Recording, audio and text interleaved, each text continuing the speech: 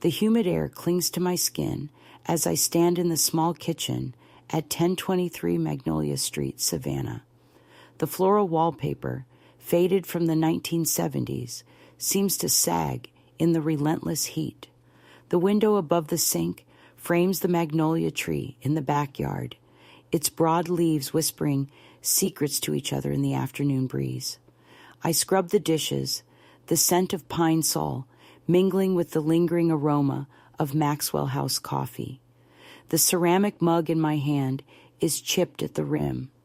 George had bought it for me on our 25th anniversary, one of those silly, sentimental gifts that somehow meant the world. I grip it tighter, feeling the warmth seep into my fingers. The stack of unopened mail beside the microwave catches my eye. Bills, mostly, but there's something else. A colorful brochure peeks from underneath, boldly proclaiming a family cruise. My name isn't there, just Amy, her husband, and Oliver.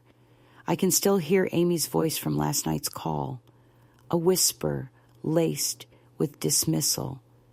Now, Mama, don't mention any of this to the neighbors. They wouldn't understand our decisions. The words wrap around my heart, squeezing tighter. The echo of Oliver's careless remark during the barbecue 2 weeks ago stings fresh as a slap. Why is she even still alive? He'd mumbled, not realizing I was in earshot.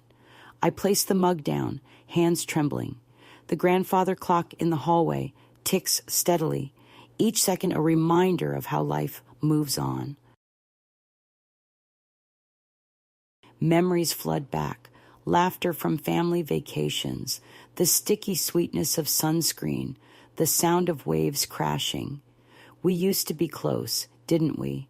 Yet here I am, a ghost in my own life. I sink into the plaid couch, worn thin from years of use. The living room is modest, filled with furniture that whispers of the 1980s. Family photos line the walls, though my face fades from the newer ones, like a shadow dissipating in the sun. The Nokia flip phone in my hand buzzes softly. I scroll through, pausing at a WhatsApp group titled The Real Family. My heart clenches. I'm not part of it. Messages scroll by, Amy's words lancing through me. We didn't add Mom to this group. She wouldn't get it. Another message follows. Let's keep this between us. My jaw tightens, a familiar ache rising in my chest. Once I was at the heart of these conversations. My opinion mattered. Now I'm an outsider looking in. The fading daylight casts long shadows, stretching across the room like the growing chasm between us. Floorboards creak under my feet as I rise, the sound once comforting, now a hollow echo of solitude. I glance at a faded Polaroid from 1987, George and I, young and vibrant, full of dreams. What happened to those days? The bank on Broughton Street is a hive of activity, the air crisp and cool from the overzealous AC, a stark contrast to the sweltering heat outside. I meet with a financial advisor, a young man who looks at me with polite curiosity. Are you sure you want to do this without consulting your family? He asks, his tone gentle. I nod, a flicker of resolve igniting within me. I'm more than sure. It's time I take back what's mine.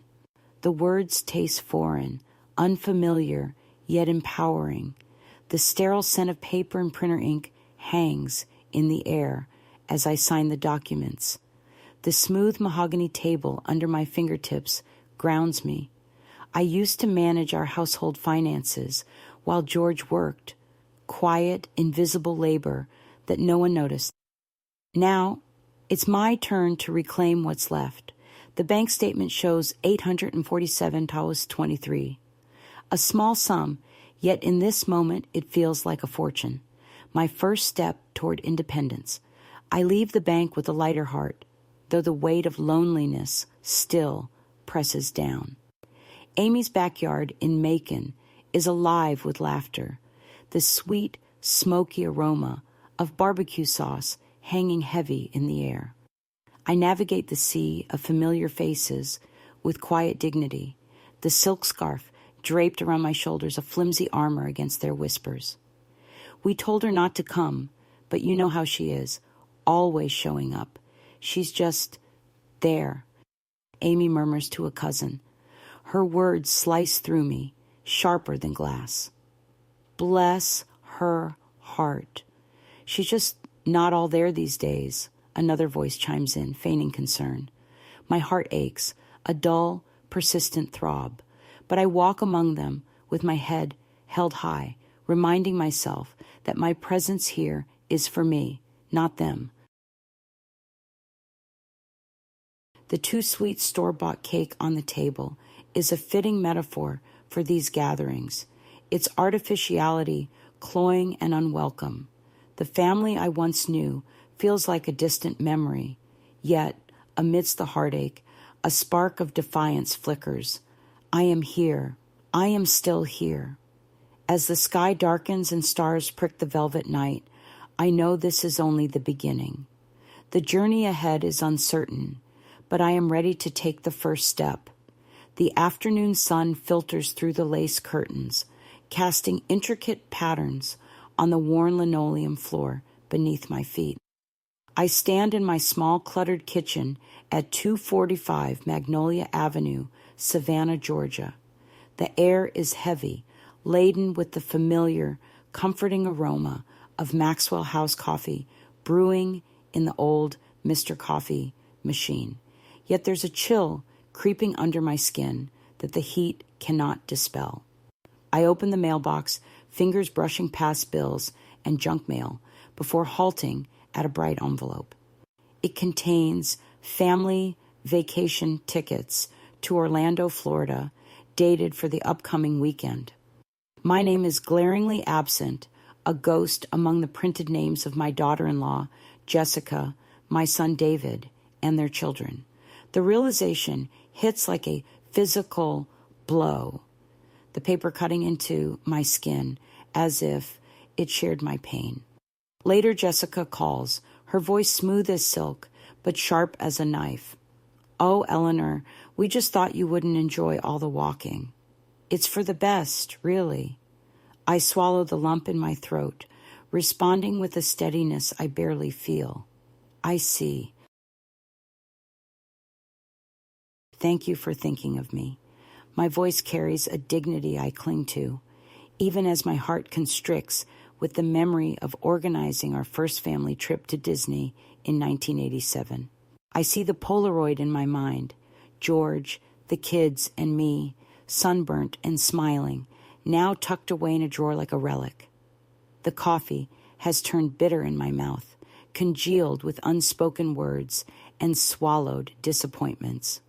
The grandfather clock ticks loudly from the hall, each beat a reminder of my exclusion, each second a drop of disillusionment.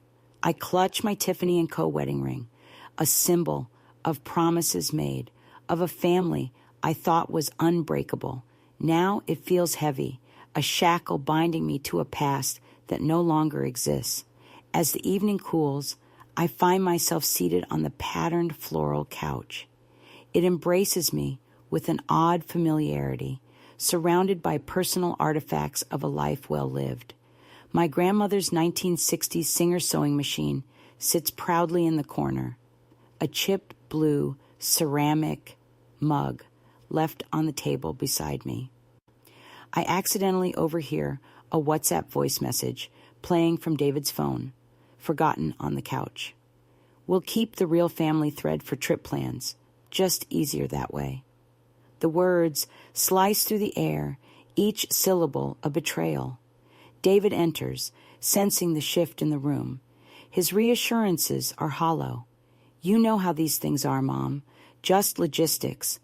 I nod, my silence a protective cocoon against further hurt, my dignity unyielding. Anguish simmers beneath my calm exterior, remembering the night spent teaching David to sew on the singer. He now uses this skill for his children, yet the gesture goes unacknowledged. The room is thick with the scent of pine sol, a fragrance from bygone family gatherings. The rough texture of the couch fabric beneath my fingers grounds me in this moment, even as my heart aches for what once was. The Nokia flip phone buzzes with a spam call, a stark emblem of the communication lines, once open, now fractured and fading. I retreat to my small study, my sanctuary, lined with oak bookshelves and leather-bound volumes. A smooth mahogany table sits in the center, the glow of a single desk lamp casting gentle shadows. I review a bank statement, the numbers glaring back, a dwindling $847.23. A stark reminder of financial independence slipping away. Mr. Collins, my financial advisor, calls. His voice is steady yet concerned. Mrs. James, it's prudent to reconsider the monthly allowance for your family. Your retirement fund is not infinite. I agree. Firm resolve settling in my chest like steel. A decision forming to protect what's mine, to reclaim my autonomy without their knowledge. Memories flood back of teaching my children about saving and spending, of each sacrifice made that went unnoticed, each gesture unappreciated. The rich smell of aged leather and ink fills the room, grounding me. The cool surface of the mahogany table beneath my trembling hands offers a semblance of stability. The faded 1987 Polaroid now rests on the desk, a cherished memory and a harsh contrast to my present isolation. It's a reminder, a promise to myself, to be seen, to be heard. I sit on the porch, the southern night air thick with jasmine and the hum of cicadas. The wooden steps creak under my weight, rough against my bare feet, grounding me in the solitude of the moment. I watch the headlights of the family's 1997 Honda Civic disappear down the street, heading for a late-night gathering I wasn't invited to. Each car that passes tightens my chest, a symbol of a life that continues without me. Mrs. Green, my neighbor, walks by, offering a concerned smile. "Everything all right, Eleanor?" I give her a practiced, reassuring smile. Just enjoying the quiet, thank you. The words taste of resignation, but inside, a determination forms. The air carries the faint scent of Chanel No. 5, a whisper of the elegance I once felt, now replaced by the utilitarian scent of pine sol. The porch swing, George's gift, once a place of shared comfort, now a solitary refuge. As the night deepens, I realize a plan is forming in my mind, a plan to reclaim my financial independence, to step out of the shadows of neglect. The journey will be long, uncertain, but it's a journey I must take, for me, for the Eleanor who once was, and for the Eleanor who still can be. And I know, with every fiber of my being, that this is only the beginning. The kitchen is dimly lit, the first rays of morning filtering through lace curtains, casting a soft glow over familiar objects. My fingers curl around the chipped blue ceramic mug, the bitter Folgers instant coffee offering a semblance of warmth. The pine sol scent from last night's marathon cleaning session lingers in the air, a testament to tasks completed and yet unnoticed. Outside, the sputtering of the neighbor's old Honda Civic is a reminder of life moving relentlessly forward. A sudden buzz interrupts the quiet. My phone, sitting heavily on the counter, delivers a message. Clara's words flash across the screen. "Mom, don't tell the neighbors you're my mother at the BBQ this weekend." The words are casual, as if discussing the weather, yet they strike with a force that leaves me breathless. The group chat follows, neatly excluding me from tomorrow's family gathering with a lie about my travel plans. We just thought it would be less awkward for you if you didn't come. You know how you get overwhelmed. Clara's voice echoes in my mind, an uninvited guest. My chest tightens. I remember the day I handed her the keys to her first car. My savings poured into a blue Toyota Corolla. The gratitude I expected, that any mother might hope for, never came. The red check tablecloth scratches against my fingertips, grounding me in this moment of quiet humiliation. The grandfather clock in the living room ticks with an unyielding rhythm, amplifying the isolation that has become my constant companion. On the fridge, a faded Polaroid captures a happier time. 1987, George and I with the children, our smiles wide and genuine. It's a snapshot of a life that feels increasingly distant, overshadowed by the casual cruelty of Clara's text. The pavement of Peachtree Street is warm beneath my sensible shoes, the humidity clinging to my skin like a second layer. I'm wearing my Sunday best, a navy dress and a silk scarf, a small nod to the dignity I refuse to surrender. Each step is measured, deliberate, a march toward reclaiming control. Mr. Thompson greets me with a warmth that is a balm to my spirit. Mrs. Collins, it's always a pleasure to see you. Let's make sure your wishes are respected. His words are gentle, reassuring. I place the deed to my house, the envelope containing my modest savings, and my grandmother's Singer sewing machine on the desk. Each item a piece of my legacy, my life's work. My hands tremble as I sign the documents. I remember my father's lessons on the value of hard work, on self-reliance. A flicker of pride ignites within me, a quiet rebellion against the neglect that has become my norm. The office is filled with the scent of leather-bound books, and the smooth texture of the mahogany desk contrasts with the worn papers I touch. The memory of a too-sweet cake clings to my senses, an emblem of past celebrations now tinged with bitterness. These documents, this act of self-preservation, is a testament to my resolve. The Singer sewing machine, a symbol of my resilience, stands as a silent witness to the strength I am rediscovering. The fluorescent lights of Piggly Wiggly cast a sterile glow, yet the smell of Maxwell House coffee offers a familiar comfort, a reminder of home. I navigate the aisles, my cart a modest expression of self-care. A small chicken, fresh vegetables, little indulgences I haven't allowed myself in some time. Afternoon, Miss Dorothy. Got something special planned. The store clerk's smile cuts through the loneliness. Her friendliness, a small kindness that I cling to. My heart swells with warmth, recalling family dinners when my children were young, laughter mingling with the clatter of dishes. I savor the thought of cooking for myself, of finding joy in this simple act of nourishment.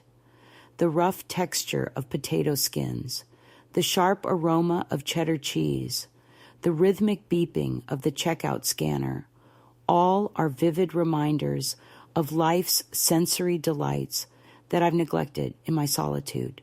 The grocery bag in my hand is heavy with symbols of nourishment and self-sufficiency. It's a quiet pledge to myself, a commitment to reclaim my life, my dignity, my joy. The porch is a sanctuary as the sun dips below the horizon, casting shadows over the magnolias. The air is cooler now, laced with the subtle fragrance of Chanel No. 5, a gift from George that lingers like a whisper of past tenderness. I cradle the chip blue ceramic mug, now filled with chamomile tea, and let the stars emerge above me. The Nokia flip phone buzzes, but I leave it unanswered, choosing instead the comfort of silence. I'm still here, and I will not be invisible, I murmur to the night, the words a quiet vow, carrying the weight of my resolve. My mind drifts to a future of my own making, where I'm valued, respected. The financial independence I've secured today feels like liberation, a door opening to possibilities I once thought closed. The cool evening breeze is a gentle caress, the distant sound of crickets, a soothing symphony. The taste of herbal tea is a balm to my frayed nerves, a promise of peace. As I gaze at the vast, unending night sky, I see a reflection of my own potential. The scent of George's cologne is a comforting reminder of enduring love and strength, a legacy I carry forward. In this moment, I know that the path ahead, though uncertain, holds the promise of a new beginning. And as the stars twinkle above, I feel their light guiding me toward a future where I am seen, truly seen. This is my journey. This is my resolve, and I will not be invisible. The sun dips below the tall oaks lining Maple Avenue, casting elongated shadows that stretch like ghostly fingers toward the weathered facade of Oakwood House. Inside, the air is heavy with the lingering scent of pine sol from the morning scrubbing spree. The grandfather clock in the hallway ticks softly, each chime a gentle reminder of time slipping away, an echo that reverberates through the silence of the house. I stand in the kitchen, my fingers wrapped tightly around a chipped blue ceramic mug. It's a relic from the days when George and I would spend Sunday mornings sipping coffee, his laughter filling the room. Now, the mug feels like an anchor, grounding me in the reality of the bank statement splayed out on the table. $23,142.89, the sum total of a life's work distilled into numbers that seem both daunting and liberating. The phone feels foreign in my hand. The old Nokia flip phone, a connection to a world I rarely reach out to anymore. I dial the number of a financial advisor, each beep loud in the quiet of the room. My heart beats in synchrony with the rings on the other end. Mama, don't be dramatic. You don't need to worry about these things at your age. Clara's voice drips through the receiver, a familiar blend of impatience and dismissiveness. I reckon it's time I start taking charge of my affairs. I reply, my voice steady, though my heart trembles. Just don't go telling the neighbors you're my mother. It's embarrassing when you act like this, she retorts, and I feel a sharp pang, like ice cracking underfoot. Memories flood back, a kaleidoscope of laughter-filled evenings, family dinners where warmth was tangible, not just a faded Polaroid on the fridge. The photograph curls at the edges, much like the bond between mother and child that feels increasingly strained and brittle. I swallow, the bitter taste of yesterday's coffee lingering as a metaphor for the pride I refuse to give up. The silk scarf draped around my neck, a vestige from Nordstrom's better days, whispers of a time when gifts were tokens of love, not mere obligations. With a resolute breath, I step outside, the rough texture of the concrete steps beneath my worn shoes, a familiar discomfort. The evening air is brisk, carrying whispers of promises I silently vow to keep. The bustle of Peachtree Street hums with life as I step into the glass-walled offices of Serenity Financial Advisors. Inside, the scent of leather-bound portfolios mingles with the delicate aroma of Chanel No. 5, an odd but comforting combination. The faint sound of a microwave beeping in the break room is a reminder of mundane routines unfolding around me. Mr. Elijah Turner, a tall man with kind eyes hidden behind wire-rimmed glasses, welcomes me into his office. The smooth mahogany desk feels cool under my fingertips, a reassuring presence against the anxiety fluttering in my chest. Mrs. Davies, it's commendable what you're doing. Let's make sure you've got a solid plan, Mr. Turner says, his voice a gentle melody of professionalism and empathy. I've always taken care of others. Time I do the same for myself, I reply, my words tinged with a quiet defiance. As we talk, I feel my hands trembling slightly, a cocktail of anxiety and empowerment coursing through me. I imagine a future unshackled from condescension, where my choices are my own, not dictated by those who see me as a relic of the past. The sound of a 1997 Honda Civic engine revving outside, a ghost of my late husband's car, brings a wave of nostalgia. It's a reminder of simpler times when dreams felt within reach and love was a tangible force that carried us through. The financial plan outline Mr. Turner hands me is more than a document. It's a map to autonomy, a testament to the independence I'm reclaiming, dollar by precious dollar. Serenity Gardens Park is a sanctuary of blooming magnolias and the rhythmic chorus of cicadas, offering a verdant refuge from the cacophony of life. The smell of freshly cut grass mingles with the distant laughter of children, a melody of innocence and joy. As I walk, a book of legal advice clutched in my hand, each step feels like a victory march. This path, once a daily routine, now holds new significance, a journey toward self-determination. Margaret, you look like you've got a spring in your step. What's changed?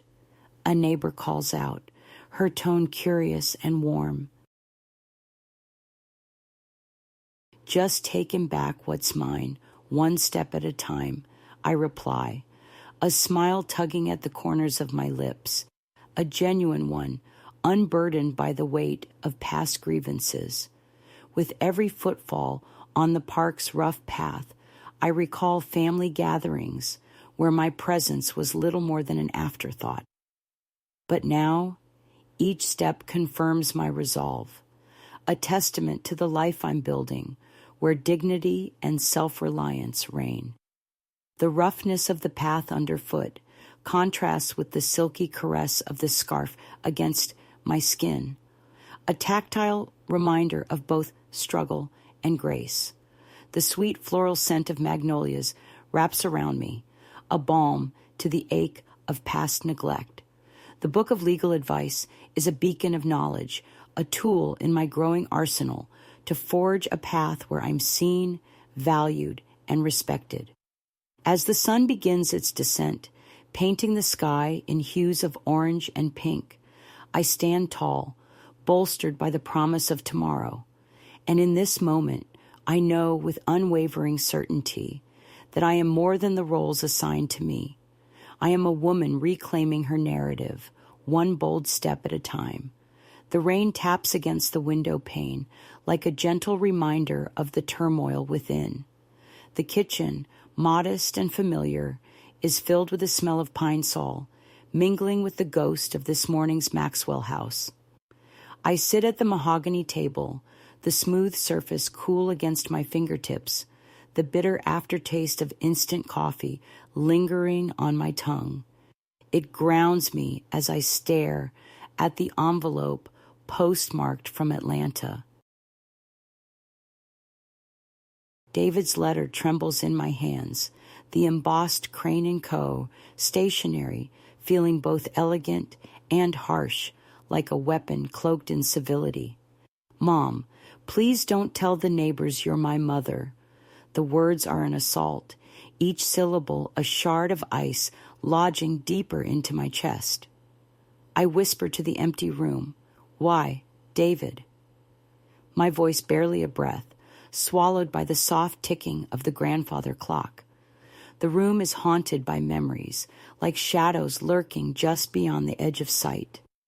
I see David as a boy, his small hands gripping the handlebars of his first bike, a bright red Schwinn. The summer sun painting us golden as he wobbled down the driveway, laughter bubbling between us like champagne. Now, the distance between those days and this moment is as vast and cold as the ocean. The chipped blue ceramic mug sits abandoned on the counter, a relic of happier times, a Mother's Day gift from David long ago. It's a symbol now, as broken and unresolved as our relationship. Outside, the neighbor's '97 Honda Civic rumbles into life, its engines growl a counterpoint to the silence that envelops me. I breathe deeply, the smell of rain mixing with my sorrow, and rise with quiet dignity, leaving the letter on the table like a discarded hope. Rachel's home in Buckhead is spacious and filled with a deceptive warmth. The scent of Chanel No. 5 clings to the air, mingling with the too sweet aroma of store-bought cake. The evening light casts long shadows that play tricks on the eye, distorting reality into something almost comforting. As I stand on the periphery of the gathering, Rachel's voice cuts through the din. "Why is she even still alive?" she murmurs to her husband, her words a dagger that cuts deeper than any blade. My heart aches, but I walk to the chair she's pointed to, slightly away from the others, with the grace of a dancer stepping into a spotlight. I sit, the fabric of the chair rough against my skin, and recall teaching Rachel to waltz, her small feet stepping on mine, her giggles ringing like bells in our old living room. Now, those memories are bittersweet, tinged with an ache that feels like betrayal. The room vibrates with distant laughter, the hum of the microwave beeping from the kitchen, a reminder of life's relentless march. I feel the roughness of the concrete steps beneath my feet as I step outside for a moment, the cool evening air a balm to my racing thoughts. The wedding ring from Tiffany & Co. on my finger feels heavy, a relic from another life when love was a tangible presence. Now, it sits like a reminder of companionship lost, and a bond with my children that feels more like chain than comfort. I breathe deeply, savoring the saltiness of a single tear, a testament to the resilience I refuse to relinquish. The office on Peachtree Street is sleek and modern, a contrast to the classic charm of my home. The air is sharp with the scent of fresh paper and new carpet, sunlight streaming through large windows, casting clarity onto every surface. Attorney James Caldwell sits across from me, his presence steady and reassuring. I present my bank statement, $847.23, the last remnants of a lifetime. "Mrs. Jennings, we can secure your assets. It's important you reclaim what's yours," he assures me, his words a lifeline in the storm of family manipulation. His voice is a steady current, guiding me toward a shore safety. I feel a mixture of fear and empowerment, recalling my grandmother's Singer sewing machine, a testament to resourcefulness and independence. I resolve in this moment to protect my financial future. The silk scarf from Nordstrom drapes around my neck, a tactile reminder of comfort and elegance. The smoothness of its fabric is a contrast to the chaotic emotions swirling within me. I clutch the deed to my house, a tangible representation of my life's work and stability. It is more than just property. It is my sanctuary, my legacy. In the garden behind my home, the air is fresh with the scent of blooming magnolias and newly cut grass. The evening sun casts a golden glow over the lush greenery, a balm for my weary soul. I tend to the roses, feeling the healing touch of nature. Each thorn and petal connects me to memories of my grandmother's teachings. In solitude, I whisper to the roses, I will not be erased, a vow as delicate and strong as the flowers themselves. As I work, a faded Polaroid from 1987 surfaces in my mind, a snapshot of happiness now tinged with nostalgia. The smooth texture of the rose petals against my skin is soothing, and I savor the taste of salt on my lips from a single tear. The Nokia flip phone in my pocket is outdated but reliable, a metaphor for myself, steadfast and enduring despite being undervalued by those around me. I stand tall, the sunset painting the sky in hues of hope. In this quiet moment, I know with unwavering certainty that I am more than the roles assigned to me. I am a woman reclaiming her narrative, one bold step at a time. As the day fades, a single thought crystallizes, sharp and bright. My story is far from over, and in that promise, there is power. With every petal and thorn, with every dollar and memory, I am crafting a future defined by dignity and self-respect. And that, more than anything, is worth fighting for. The morning sun dips beneath the mist, its golden fingers tracing patterns over the worn boards of the porch beneath my feet. I stand here, breathing deeply, the scent of blooming magnolias mingling with the sharpness of pine sol drifting from the kitchen window. I hold the letter from the bank, its paper cool and unsettling in my hands. The envelope is addressed to me, Annabelle Carter, a name that feels like both a comfort and a challenge. My fingers tighten around its edges as I steady myself with the warmth of my chipped blue ceramic mug. The bitter aroma of Folgers rises to meet me, grounding me as I take a sip. The sound of David's Honda Civic engine coughing to life breaks the morning's peace. He steps onto the porch with that casual swagger of his, hands in pockets, looking every bit the man of the house. I brace myself, his nonchalance a familiar prelude to dismissal. "Mom," he says, voice dripping with practiced patience, "why do you bother with these things? You know we handle the finances now." He adds, almost as an aside, "It's not like you'd know what to do with it anyway." My chest tightens, a knot of frustration and determination rising together. I remember the Singer sewing machine my grandmother used, how its rhythmic clatter was a song of self-reliance. That machine taught me the value of being my own person, of managing my affairs with dignity. As David's car sputters down the drive, my fingers brush the roughness of the porch railing, a tactile reminder of my resolve. I clutch the mug tighter, feeling its chipped surface as a testament to enduring strength. David may not see it yet, but this letter is just a start. My story is far from over. The living room buzzes with the chatter of relatives, the air thick with Chanel No. 5, and the cloying sweetness of store-bought cake.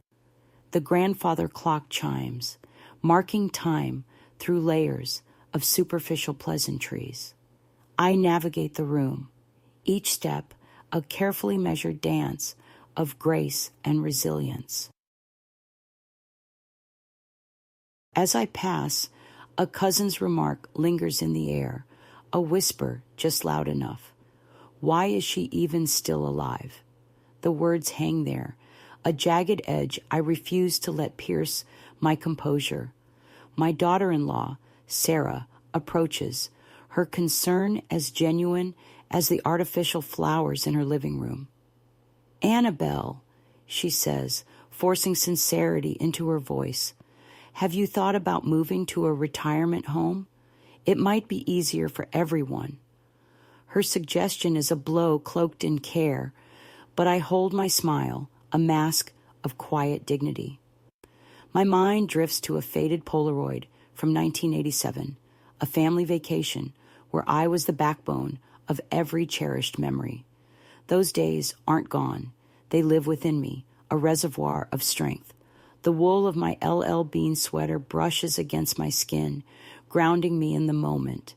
The distant hum of the microwave isolates me in the crowd, a familiar loneliness.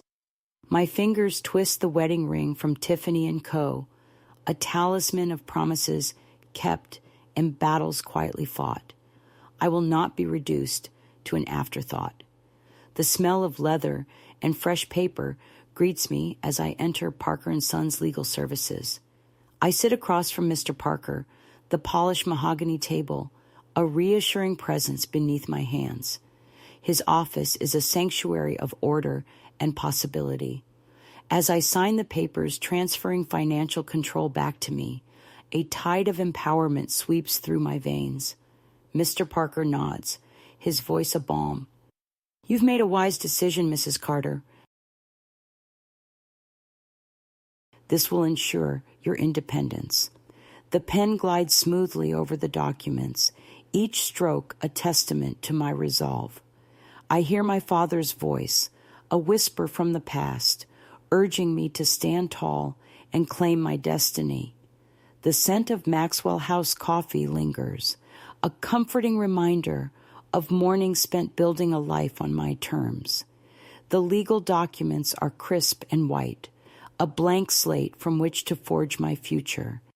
They symbolize a fresh start, a step towards reclaiming control over my life. I leave the office, the weight of the papers a promise of freedom. The bustling First National Bank hums with activity, the air filled with the distinct scent of crisp bills and floor polish. As I wait in line, the digital clock on the wall ticks its steady march forward, 2:30 p.m. When my turn comes, I step up to the counter. The teller, a young woman named Jessica, smiles warmly. You're doing something incredible. Retry A, можешь написать всю историю, справками по эмоциональности, что ты писал, Эдит. The humid air clings to my skin as I stand in the small kitchen at 2023 Magnolia Street, Savannah. The floral wallpaper, faded from the 1970s, seems to sag in the relentless heat. I scrub the dishes, the scent of pine sol mingling with the lingering aroma of Maxwell House coffee. The ceramic mug in my hand is chipped at the rim.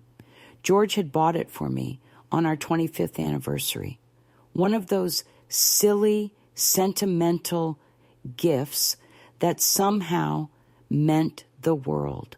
Now it feels like holding a piece of broken glass. The stack of unopened mail beside the microwave catches my eye. Bills mostly, but there's something else. A colorful brochure peeks from underneath, boldly proclaiming a family cruise. My name isn't there, just Amy, her husband, and Oliver. I can still hear Amy's voice from last night's call, a whisper laced with venom. Now, Mama, don't mention any of this to the neighbors.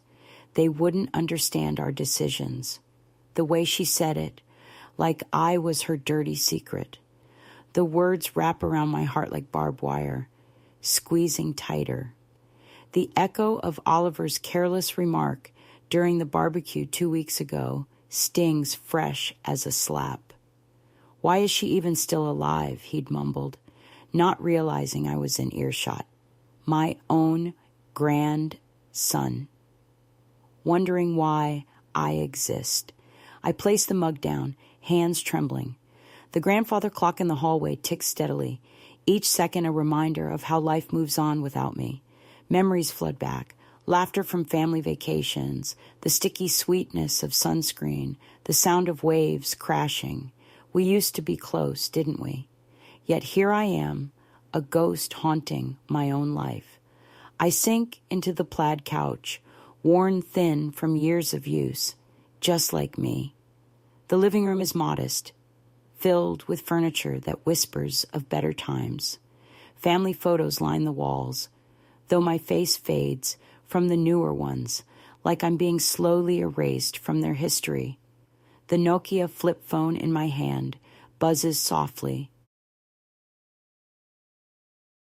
I scroll through, pausing at a WhatsApp group titled The Real Family. My heart clenches. I'm not part of it. Of course I'm not. Messages scroll by, Amy's words lancing through me. We didn't add Mom to this group. She wouldn't get it. Another message follows. Let's keep this between us. Between us. The real family. And I'm not real enough, apparently. My jaw tightens, a familiar ache rising in my chest. Once, I was at the heart of these conversations. My opinion mattered. Now, I am an outsider looking through the window of my own family. The bank on Broughton Street buzzes with activity. I meet with a financial advisor, a young man who looks at me like I'm a confused old woman who's wandered in by mistake. Are you sure you want to do this without consulting your family? He asks, his tone patronizing. I straighten my spine. I'm more than sure. It's time I take back what's mine. The words taste foreign, but empowering, like swallowing lightning. The bank statement shows 847 23s, a pathetic sum for a lifetime of work, yet in this moment, it feels like a treasure chest. My first step toward independence. My first step toward existing again. Amy's backyard in Macon is alive with laughter. Laughter that stops when I approach. I navigate the sea of familiar faces with quiet dignity, the silk scarf draped around my shoulders, feeling like armor made of tissue paper. We told her not to come, but you know how she is, always showing up. She's just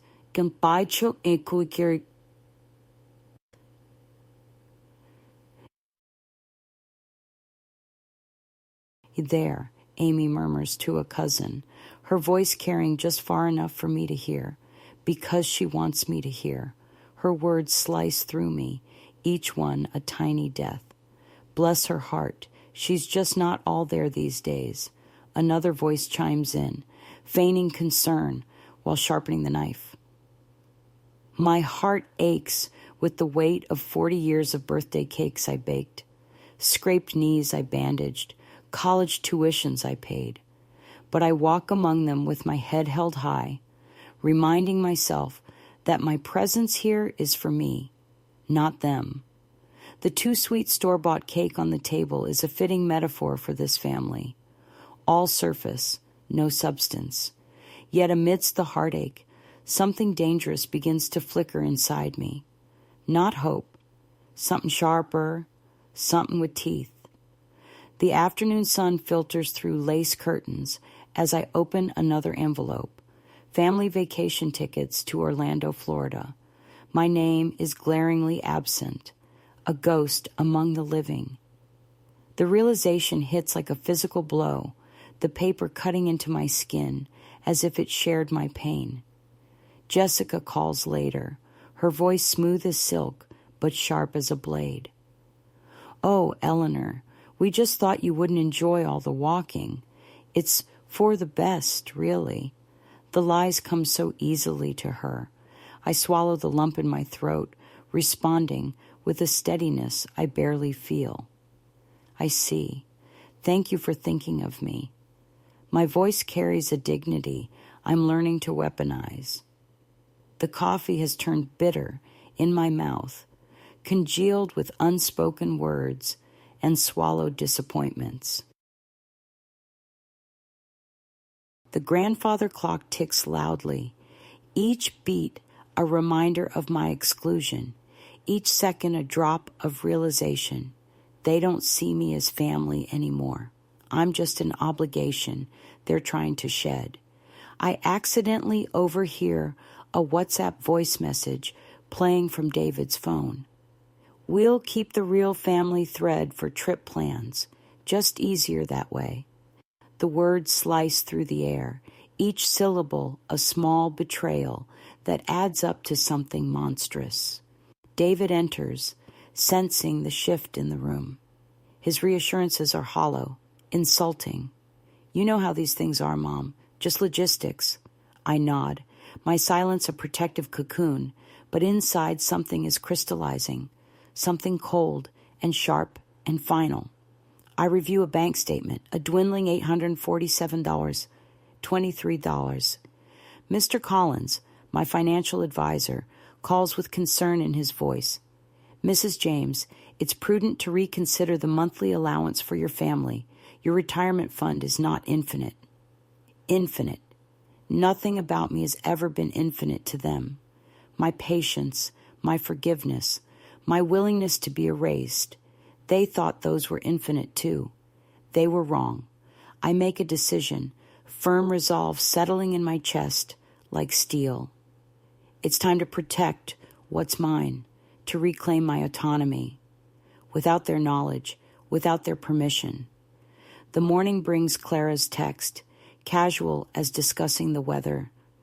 Mom, don't tell the neighbors you're my mother at the BBQ this weekend. The words strike like lightning. My own daughter. Asking me to deny my own existence. My chest tightens. I remember handing her the keys to her first car. My life savings poured into that blue Toyota Corolla. The gratitude I expected never came. It never comes. On the fridge, a faded Polaroid captures a happier time. 1987, George and I with the children, our smiles wide and genuine. Back when I was a person to them, not just a problem to solve. The pavement of Peachtree Street is warm beneath my sensible shoes as I walk to the lawyer's office. I'm wearing my Sunday best, a navy dress and a silk scarf, a small act of defiance. Each step is measured, deliberate, a march toward war. Mr. Thompson greets me with genuine warmth. Mrs. Collins, let's make sure your wishes are respected. His words are medicine to a wound I didn't know was festering. I placed documents on his desk, the deed to my house, my modest savings, my grandmother's Singer sewing machine papers. Each item a piece of my legacy they thought they could just take. My hands tremble as I sign, but not from fear, from rage, from power returning to these old bones. These documents aren't just legal papers. They're a declaration of war, written in ink and sealed with dignity. The fluorescent lights of Piggly Wiggly cast harsh shadows as I shop for myself, really shop for myself, for the first time in years. A small chicken, fresh vegetables, little indulgences I've denied myself while pouring money into their ungrateful lives. Afternoon, Miss Dorothy. Got something special planned? The store clerk's smile cuts through decades of loneliness. Yes, I think. Something very special. Something they'll never see coming. That evening, I sit on the porch as darkness falls. The stars emerge like witnesses to what I'm becoming. I am still here, I whisper to the night, and I will not be invisible anymore. But this time, there's something different in my voice. Not pleading, not hoping, promising. The rain taps against the window pane like nature weeping for what my family has done to me. David's letter trembles in my hands, embossed stationery, because even his cruelty must look expensive. Mom, please don't tell the neighbors you're my mother. The words are an assassination, each syllable designed to kill whatever was left of the woman who raised him, who sacrificed everything for him, who loved him when no one else would. I whisper to the empty room, why, David? But I know why. I've always known. I'm inconvenient. I'm evidence of his mediocre origins. I'm proof that his success came from my sacrifices, not his brilliance. The chipped blue ceramic mug on the counter, his Mother's Day gift from 20 years ago, sits abandoned like our relationship. It's broken, just like everything else he's touched. Rachel's home buzzes with the sound of my exclusion. As I stand on the periphery, her voice cuts through the crowd like a blade. Why is she even still alive? She says it to her husband, loud enough for me to hear, loud enough to ensure maximum damage. My heart should break. It should shatter into a million pieces. Instead, something inside me goes very, very quiet, very cold, very clear. I walk to the chair she's pointed to, away from the family, away from the warmth, away from everything I built with my own hands. But I don't sit like a victim. I sit like a woman making mental notes, recording every slight, every whisper, every laugh at my expense. They think I'm weak. They think I'm broken. They have no idea what they've awakened. The lawyer's office smells like power and possibility. Attorney James Caldwell sits across from me, and for the first time in years, someone treats me like I matter. Mrs. Jennings, we can secure your assets. It's important you reclaim what's yours. Reclaim. What a beautiful word. What a dangerous word. I present my bank statement, $847.23, the crumbs they've left me after feasting on my life. But it's enough. It's a beginning. The silk scarf around my neck isn't just fabric anymore. It's armor. The deed to my house isn't just paper. It's a weapon. I'm done being their victim. I'm done being their charity case. I'm done being invisible. Time to remind them exactly who they're dealing with. In my garden, I tend to the roses, feeling each thorn like a lesson learned too late. I will not be erased, I whisper to the flowers, and this time it's not a plea. It's a threat.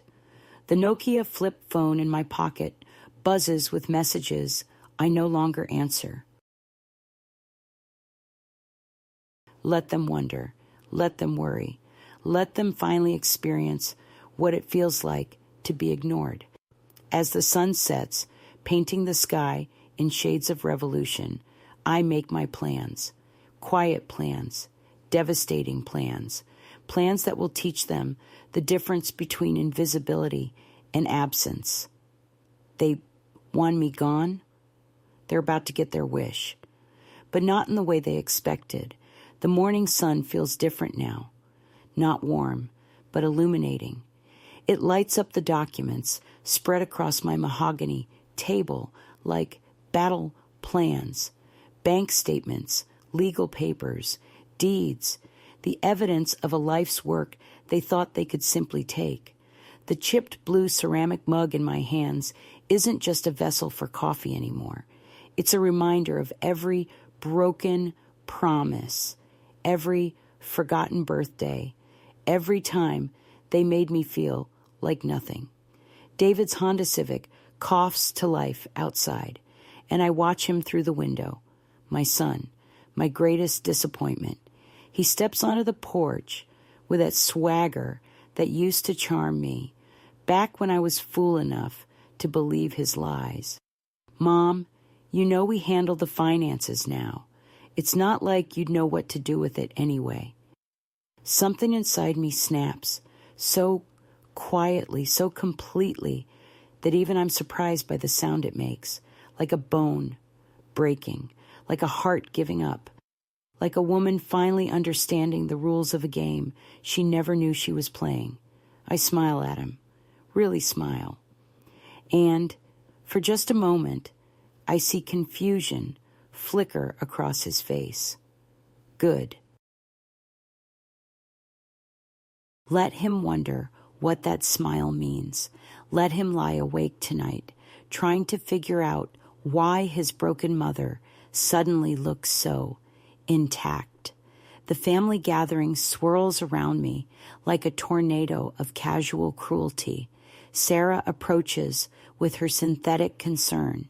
Have you thought about moving to a retirement home? It might be easier for everyone.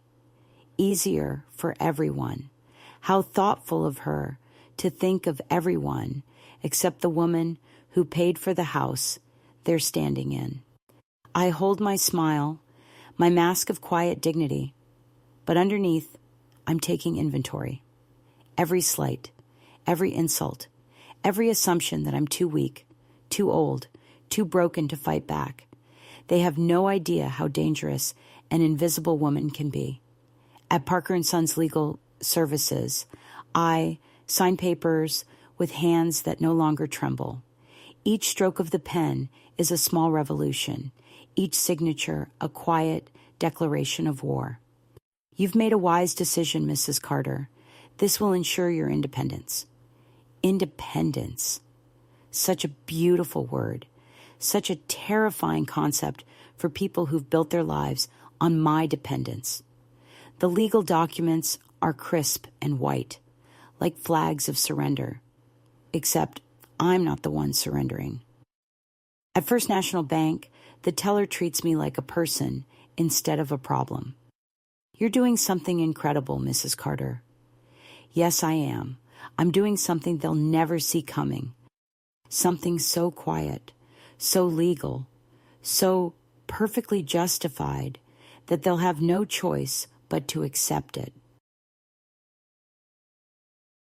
I deposit my first check from consultancy work, money that's mine, earned by me, controlled by me. The balance grows, $8,172.30. Not much by their standards, but enough to change everything. As I leave the bank, I hold my head high. Each step echoes with a promise I'm making to myself. They wanted me invisible. So invisible I'll be. But there's a difference between being ignored and being gone. They're about to learn that difference, the hard way. The morning sun filters through the live oaks as I sit in Forsyth Park, my leather-bound journal heavy in my hands. The words my late husband wrote on the first page seem to glow. For Margaret, may you always remember your worth. I'd forgotten for a while. Let them convince me I was worthless, burdensome, better off hidden away. But worth isn't something they can take away. It's something I'd simply misplaced. A voice drifts through the morning air. David, my own flesh and blood, talking to another family member. Don't worry. She'll never know about the separate account. We need to protect our inheritance, right? My inheritance. The money I earned, the life I built, the sacrifices I made, now rebranded as their inheritance. How convenient for them to cut out the middleman. How thoughtful to plan my financial funeral while I'm still breathing. Another voice joins in. Why is she even still alive anyway? That does it. That breaks something inside me that I didn't even know was still whole. Not my spirit, that's been broken for years. No, it breaks my last remaining illusion that these people are capable of love. I close my eyes and smile, really smile, because suddenly I understand the game, and I'm very, very good at games when I know the rules. The law office on East Bay Street feels like a sanctuary. James Collins, the attorney, spreads my financial documents across his desk like he's reading tea leaves. Mrs. Whitaker, your case is more common than you think. You have options, and we can ensure your autonomy. Options. What a lovely word. What an empowering concept. What a foreign feeling after decades of having no choices but the ones they gave me. I need to reclaim what was always mine without causing a family war. He nods, understanding immediately. Sometimes the quietest revolutions are the most effective. A quiet revolution. Yes, that's exactly what this is. The cafe on Broughton Street bustles with life as I meet with Clara, my new financial advisor.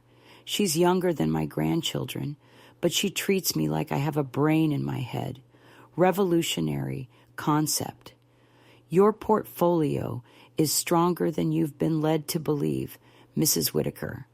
Let's make sure it works for you, not just them.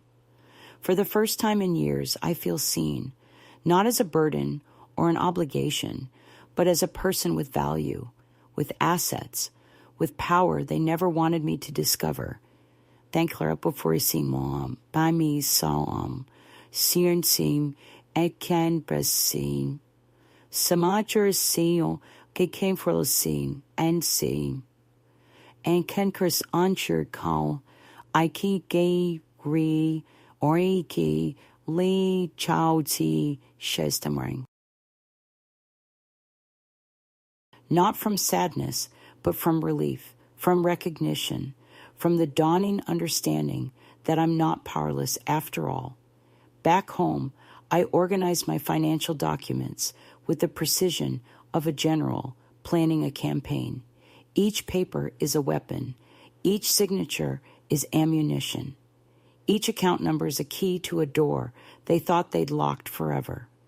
My grandmother's Singer sewing machine sits in the corner, a reminder of the women who came before me. Women who understood that sometimes you have to tear something apart before you can stitch it back together properly. The voicemail from my granddaughter breaks through my planning. Grandma, I found a picture of you at your first job. Can you tell me about it? Her voice is a bridge to a future where maybe, just maybe, someone will remember that I was more than just a convenient source of money, that I was a person with dreams and skills and value. I'm not just reclaiming what's mine. I'm crafting a legacy, one stitch at a time. Broughton Street bustles with life as I clutch my worn Coach handbag, my grandmother's Singer sewing machine manual tucked inside like a secret weapon. At the Savannah Sewing Center, the clerk examines the manual with genuine admiration.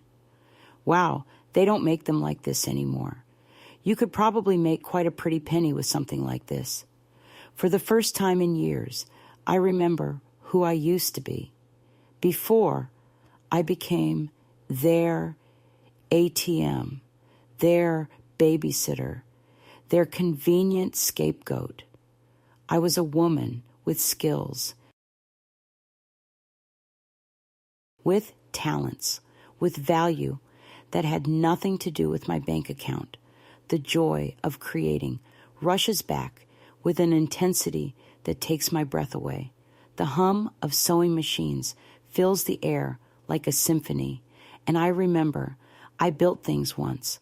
I made beauty from scraps. I turned nothing into something precious.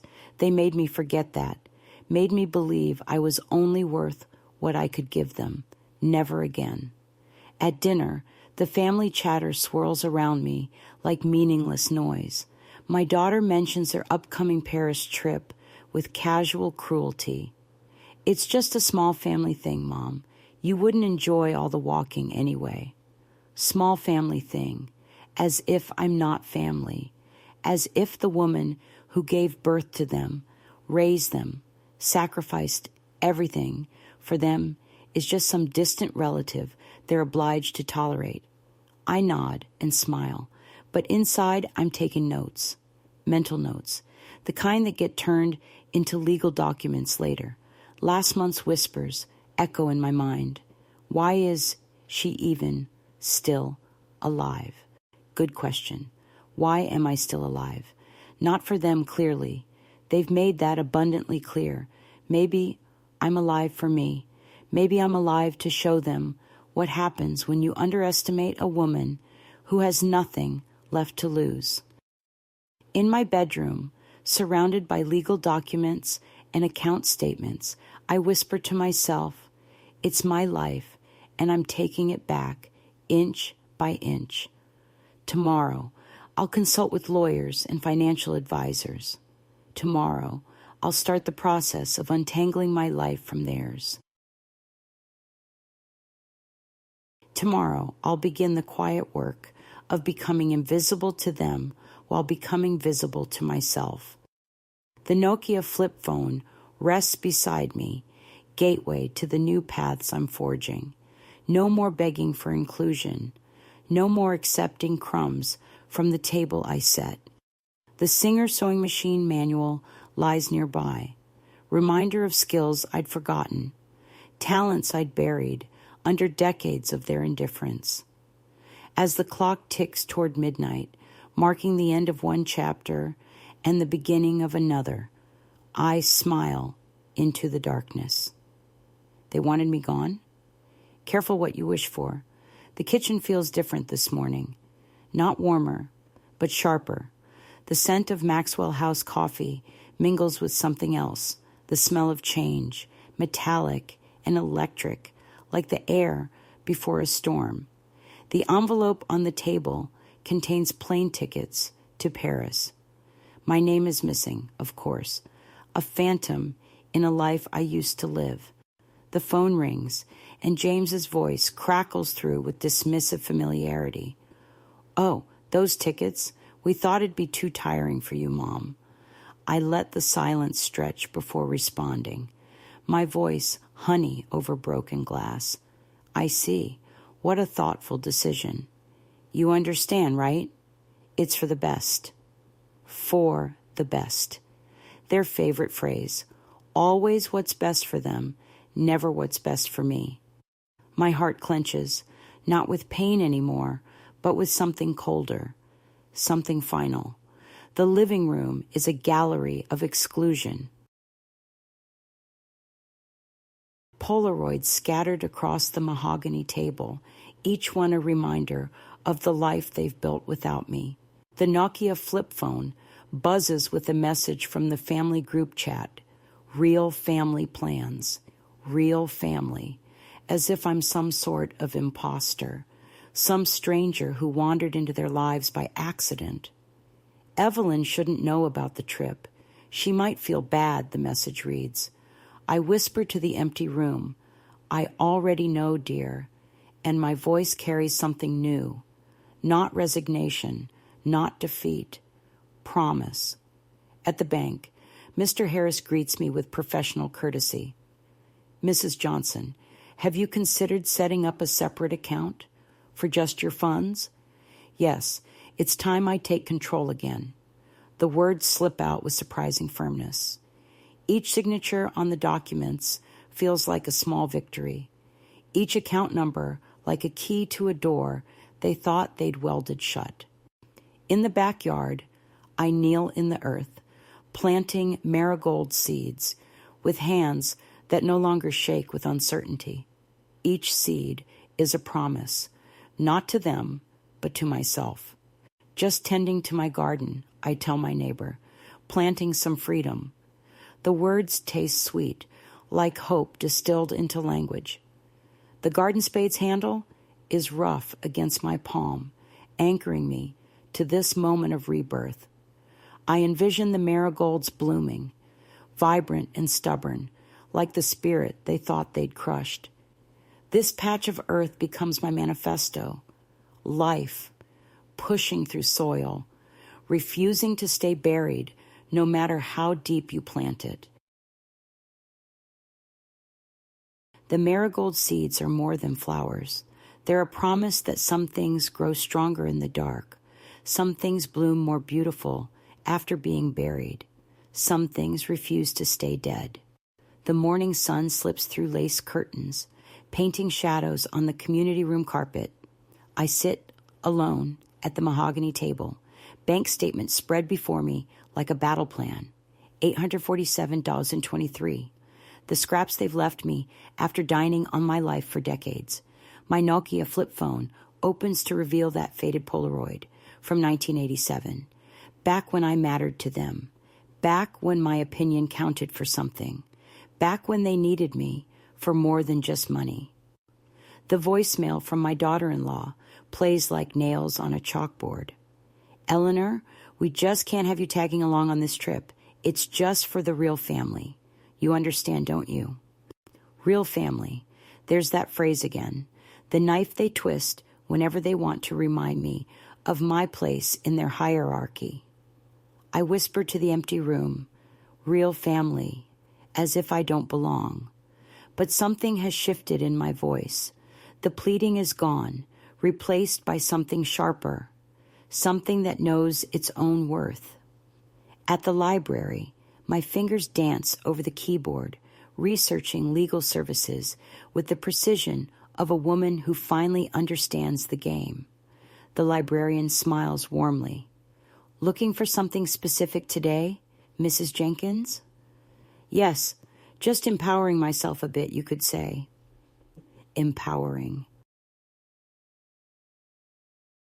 Such a dangerous word when spoken by a woman they've tried to make powerless. Downtown Savannah bustles around me as I emerge from the legal advisor's office, folder of documents clutched tight. The lawyer's words echo in my mind. You've got more power here than they know, Mrs. Jenkins. Your name is on that deed. My name, on the deed, to the house they think they own, the house they've made me feel like a guest in, the house I bought with my money, signed with my name, secured with my credit. Silly me, I'd forgotten. But memory has a way of returning when you need it most. At home, the familiar creaks and sighs of old wood welcome me back. This isn't just my house, it's my fortress, my kingdom, my evidence that I exist, that I matter, that I built something lasting.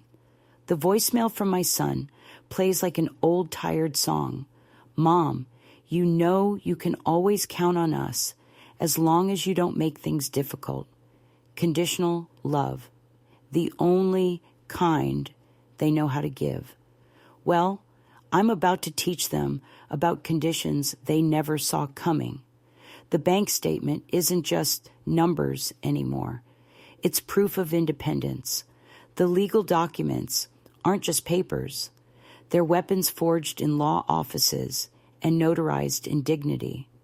As evening shadows stretch across the room, I organize my arsenal with the calm precision of a woman who has finally stopped asking for permission to exist. They wanted me invisible, mission accomplished, but invisible doesn't mean powerless. And they're about to learn the difference. The living room buzzes with the sound of my replacement. Grace sweeps in with that syrupy voice that once fooled me into thinking she cared. Mom, you know how much we love you, but this trip, well, it's just for the younger folks to make memories. Younger folks, because at my age, apparently, I'm not entitled to memories, as if the decades I spent creating memories for them count for nothing now that I'm inconvenient. The sting of her words settles into something harder, something with edges. I trace the faded Polaroid with my fingertip. 1987, when I was the center of their universe, not the embarrassing relative they hide from their friends. The smell of pine sol clings to the air from my morning cleaning, evidence of the invisible labor that keeps their world functioning. But invisible labor has a way of becoming visible when it stops. In the kitchen, I study my bank statement with new eyes. $847.23. They've been feeding on my finances like parasites, and I've been letting them, enabling them, making it easy for them to forget I'm a person with needs and wants and rights. I pick up the phone, my voice steady as steel. I need to discuss the trust fund. It's time I reevaluate how it's being used. The resolve in my voice surprises even me. Years of acquiescence crumble like old plaster, revealing something stronger underneath. At the family gathering, the barbecue sauce hangs heavy in the air, but there's something else now, the smell of change, of reckoning. My son-in-law's casual cruelty floats over the crowd. Why is she even still alive? I pause, letting the words sink in like poison. But this time, they don't wound me. They clarify me. They strip away the last of my illusions about what these people really think of me. With quiet dignity, I turn to face them. My voice, soft but carrying the weight of a lifetime, cuts through their chatter. I've heard what you think of me, but I am more alive than you know. Things will change. Not a plea, not a threat, a fact. The lawyer's office is cool sanctuary from the heat of their hatred. I sign documents with a steady hand, each stroke of the pen a nail in the coffin of their assumptions. This is my decision, I state, and the words ring with finality. With each signature, I feel chains breaking. Financial chains, emotional chains, the chains of obligation that bound me to people who see me as burden rather than blessing. The signed documents are more than legal papers. They're my emancipation proclamation, written in ink and sealed with self-respect. As I walk out into the afternoon sun, something fundamental has shifted. I'm no longer their victim. I'm no longer their ATM. I'm no longer their anything. I'm mine again. And that, it turns out, is the most dangerous thing I could be. The kitchen is awash with morning light, but there's something different about it now. The air doesn't just smell of coffee and rain. It smells of revelation, of reckoning, of a woman who has finally stopped pretending. The chipped blue ceramic mug nestles between my hands like an old friend who's been waiting patiently for me to remember my worth. The grandfather clock chimes, but instead of marking time slipping away, it's counting down to something. The phone rings, Lily's name on the screen. My daughter, who once clung to my skirts like I was her whole world. Mama, could you just not tell folks you're my mother? It just confuses things, you know? Confuses things. As if my existence is some sort of puzzle she needs to solve. As if the woman who brought her into this world is now just an inconvenience to be managed. I sit in the silence after she hangs up, listening to the rain tap against windows like fingers drumming impatiently, waiting for me to wake up, waiting for me to stop accepting the unacceptable. The faded Polaroid from 1987 sits on the fridge. Young Lily in my arms, both of us radiant with love. Real love, not the counterfeit version she offers now. The lawyer's office feels like a cathedral of possibility. James Lawson's voice is steady, reassuring. It's a wise decision, Martha. Ensuring your assets are protected is important. Protected from my own children. The words should break my heart, but instead, they clarify my vision. Like putting on glasses after years of blurriness. The bank statement in my hand, $847.23, isn't just a number anymore. It's evidence, proof that I've been systematically drained by people who see me as a resource rather than a person. Back home, the rain has stopped, leaving the world scrubbed clean. Sunlight streams through windows, illuminating family vacation tickets scattered on the table. My name glaringly absent, like I've been edited out of my own family's story. Am I not part of this real family anymore? I whisper to the empty room, but this time I'm not asking. I'm stating a fact they've made brutally clear. The Cloverleaf Cafe buzzes with warmth as I sit across from Emily, my granddaughter. Her innocence cuts through decades of accumulated pain when she mentions the family WhatsApp group. Gran, did you see the photos on the real family chat? I swallow the bitter truth, my smile as fragile as spun glass. No, sweetheart, I must have missed that.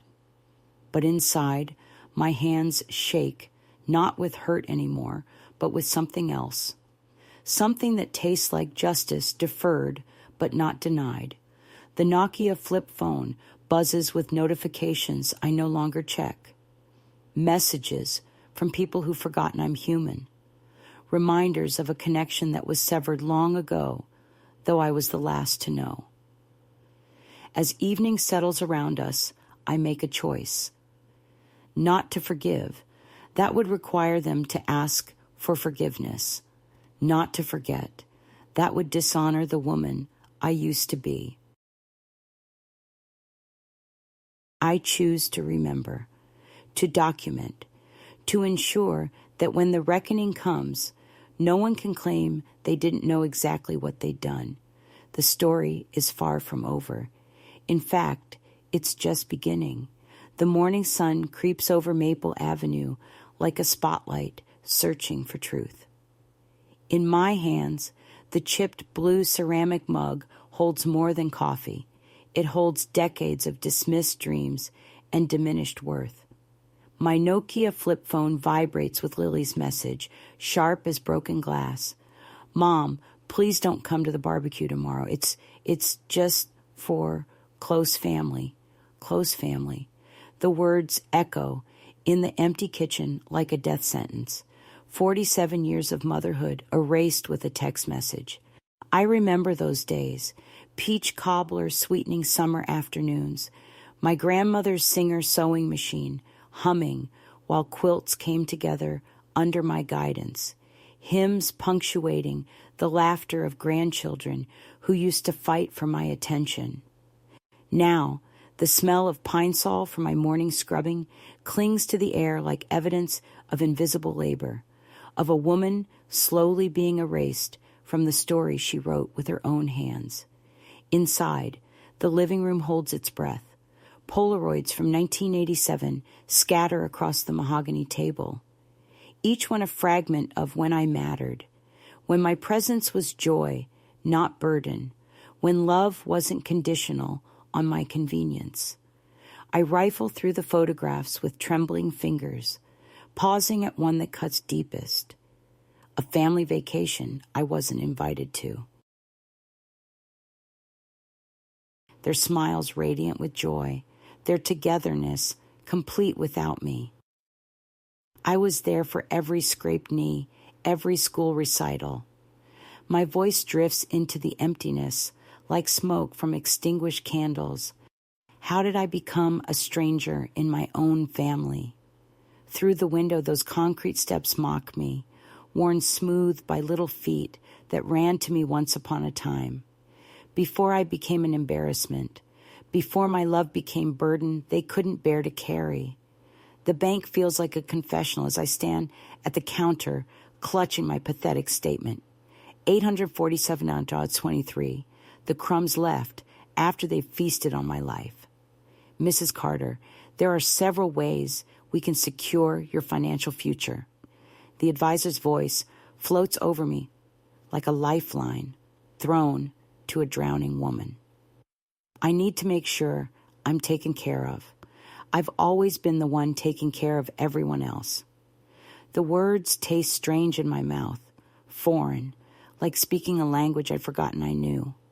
The language of self-preservation, of boundaries, of worth. As I walk out into the humid air, each step carries me further from the woman who begged for scraps of affection and closer to someone I haven't been in decades. Someone who remembers she has choices. Someone who's tired of being chosen last. Someone who's about to remind them all that love without respect isn't love at all. Retry a continue edit. Someone who's about to remind them all that love without respect isn't love at all. It's exploitation, dressed up in holiday sweaters and birthday cards. The July heat presses down on Magnolia Lane like a heavy hand, but inside my house, the air crackles with something electric. I sit at the mahogany dining table, documents spread before me like battle plans. each paper a testament to 40 years of financial hemorrhaging, of giving until there was nothing left but the hollow shell of who I used to be. The chipped blue ceramic mug sits beside me, faithful companion to a woman who's finally stopped apologizing for existing. The Nokia flip-pop phone, relic of simpler times when my children actually answered my calls, rests silent. I dial my lawyer's number with fingers that no longer shake with uncertainty. Mama, you know it's just easier if you stay out of the family discussions. We don't want to overwhelm you. My daughter's voice slides through the receiver like oil over water, slick with condescension. But something has fundamentally shifted in me. The woman who once absorbed every slight, every dismissal, every casual cruelty like a sponge has been wrung out completely. I appreciate the thought, but I have a right to be involved. The silence that follows carries the weight of her shock. Poor dear.